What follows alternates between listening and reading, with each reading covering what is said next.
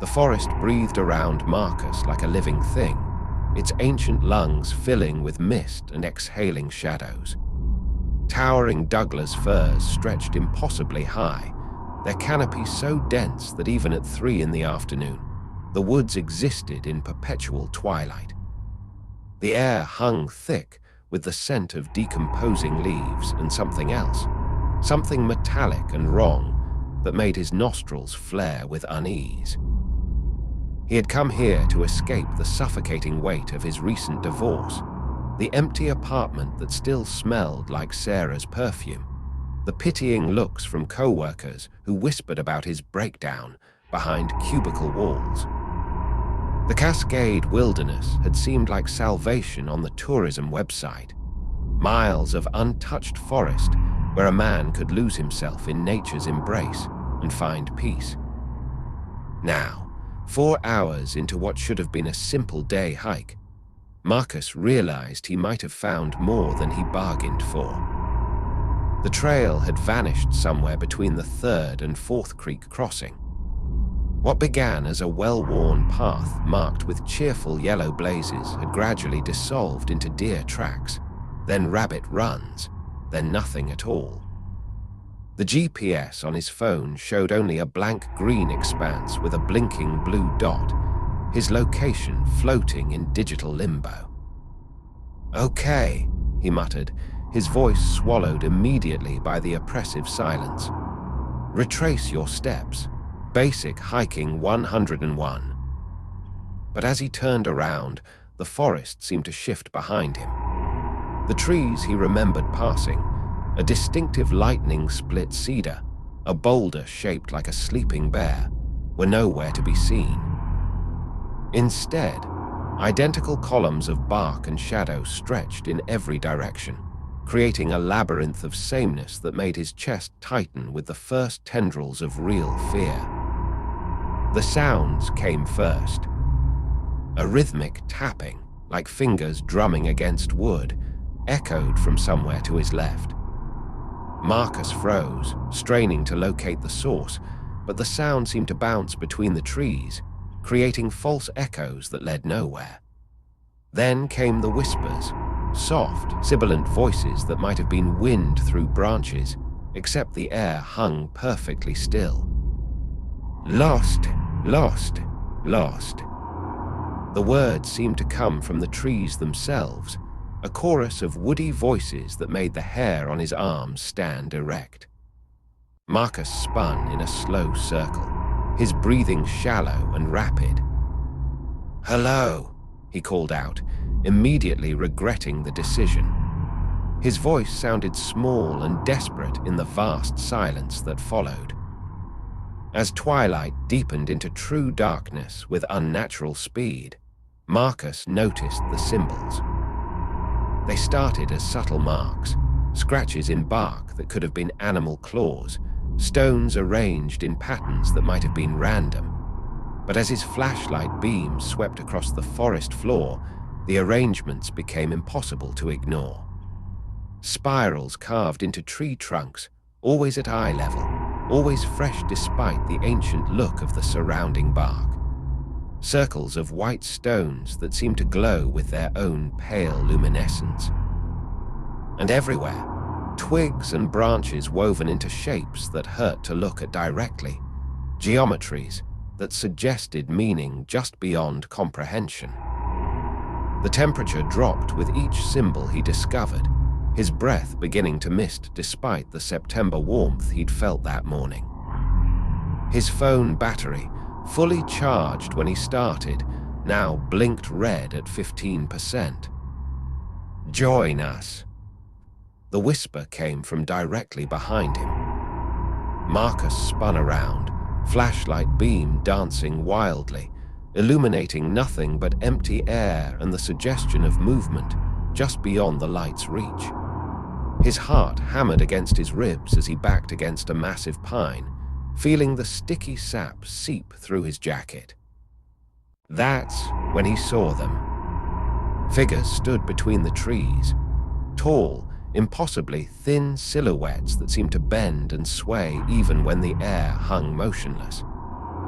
They wore the forest like clothing, bark for skin and moss for hair, their faces shifting amalgamations of shadow and leaf that reformed each time he tried to focus on them. "What do you want?" Marcus whispered. The nearest figure tilted its head, or what might have been its head, with a sound like breaking branches. When it spoke, its voice was the rustling of 1,000 autumn leaves. "You came to lose yourself," it said. "We are here to help." More figures emerged from behind trees, stepping out of shadow as if they had always been part of the landscape. They moved without footsteps, gliding across the forest floor with fluid grace. As they drew closer, Marcus could see that their faces weren't faces at all, but hollows in the wood, empty spaces where features should have been, filled only with the deep darkness between stars. "The city marked you," another voice whispered, this one sounding like water over stone. "Stress and sorrow, failure and fear, we can take it all away." Marcus felt his grip on the flashlight loosening. The beam wavered, casting dancing shadows that seemed to beckon him forward. Part of him, a growing, insidious part, wanted to step into their embrace. What was waiting for him back in civilization anyway? An empty apartment, a job that crushed his soul, the constant reminder of everything he'd lost. "Just let go," they chorused, and their voices were beautiful now, harmonious as wind chimes in a gentle breeze. "Join the forest. Join us. Never be lost again." The flashlight slipped from his fingers and hit the ground with a plastic crack. In the sudden darkness, Marcus felt himself taking a step forward, then another. The figures surrounded him now, their wooden fingers reaching out to touch his face with surprising gentleness. He closed his eyes and felt the transformation begin. Bark spreading across his skin like a slow rash, roots extending from his feet to anchor him to the rich earth. The pain in his chest, the constant ache of loneliness and failure, began to fade as something else took its place. A deep, abiding peace. The contentment of trees that had stood for centuries, watching seasons pass without the burden of human consciousness. When the search and rescue team found Marcus Holloway 3 days later, he was standing perfectly still between 2 ancient Douglas firs, his arms outstretched like branches, his face turned toward a sky he could no longer see. His skin had taken on a grayish, bark-like texture, and moss had begun to grow in his hair. But he was smiling. The paramedics insisted he was alive, breathing, pulse steady, vital signs normal. But Marcus didn't respond to voices, didn't react to touch or light. He simply stood there, swaying slightly in a breeze that no one else could feel, his eyes reflecting depths that had nothing to do with human sight. They brought him back to the city, to hospitals and specialists who had no explanation for his condition. The official report listed it as a severe psychological break brought on by exposure and dehydration. But the nurses noticed that he never seemed to sleep, and when they moved him away from the window, he would always find a way to turn back toward the forest. Sometimes, late at night, they swore they could hear him whispering to himself in a voice like rustling leaves. "Found, found, found." And in the Cascade Wilderness, where the trail markers end and the real forest begins, the trees grew a little taller, a little closer together.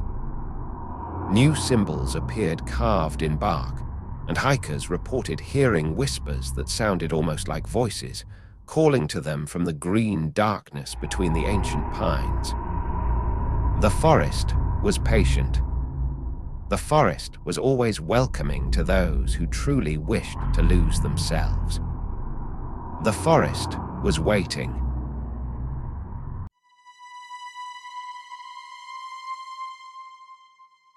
Rain hammered the rusted roof of Langley House like 1,000 tiny fists, angry and relentless. The wind shrieked through broken windows, carrying with it the scent of mold, wet earth, and something older, something rotten. Evan Blake hadn't planned on ending up here. His car had hydroplaned on Route 73, spun twice, and wedged itself into a ditch like a snapped bone. No bars on his phone, no passing cars, no choice.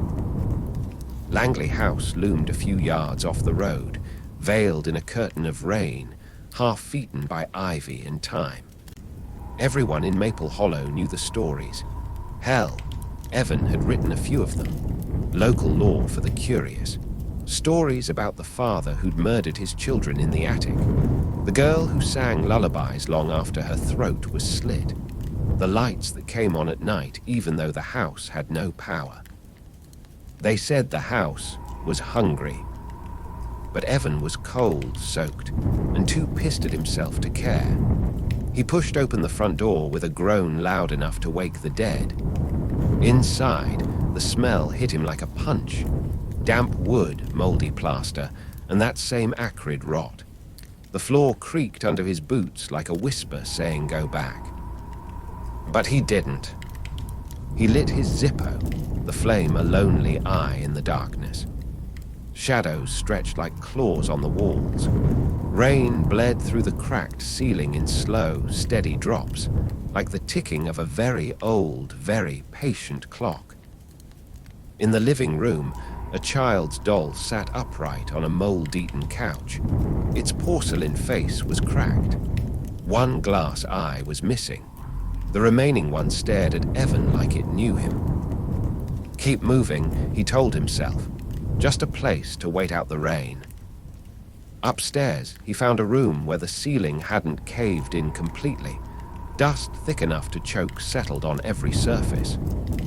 A rocking chair moved slightly in the corner, though the air was still. It made no noise. Evan sank onto the edge of the bed, breathless from the climb and the cold. Water squelched in his boots. Then he heard it. A thud.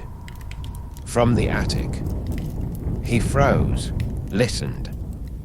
Another thud, closer this time. He remembered the old tales.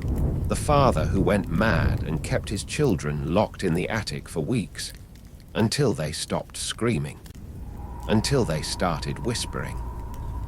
It's just raccoons, he thought. Maybe a squirrel. He clutched the Zippo tighter and stood. The ladder to the attic groaned like a coffin lid. He climbed, one rung at a time.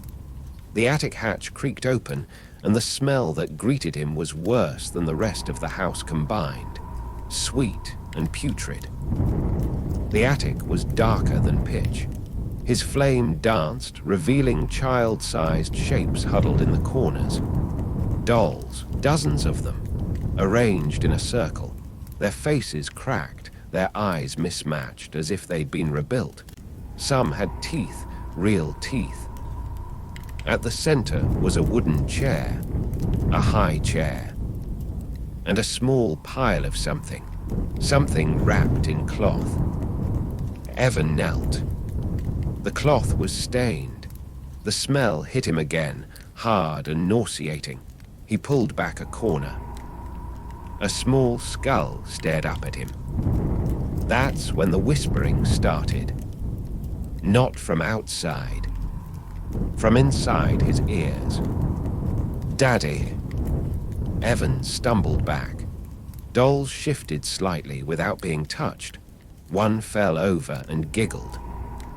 He turned to flee, but the attic hatch was closed. He hadn't touched it. Behind him, the high chair creaked, slowly, like something was climbing into it. Evan pounded on the hatch, screamed, but the wind and rain swallowed every sound. The last thing he saw before the Zippo sputtered out was the row of dolls turning their heads in unison, smiling with mouths full of baby teeth. When the sheriff found the house the next morning, Evan's car was still in the ditch. The house was still dark, still dead. Except one room. In the attic, a single flame burned inside a Zippo lighter. Surrounding it, a ring of dolls. And in the high chair sat a new one. Porcelain face, cracked, and eyes that looked a lot like Evan Blake's.